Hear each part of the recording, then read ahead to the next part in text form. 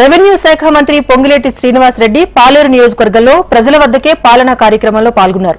అర్హులైన ప్రతి ఒక్కరికి సీసీ రోడ్లు, ఇందిరమ్మ ఇళ్లు, రేషన్ కార్డులు, వృద్ధాప్య పింఛన్లు వచ్చేలాగా చర్యలు తీసుకుంటారని హామీ ఇచ్చారు. అభివృద్ధి విషయంలోనూ ముందుండి పనిచేస్తా అన్నారు. ఎలాంటి సమస్య ఉన్నా తన దృష్టికి తీసుకురావాలని అన్నారు.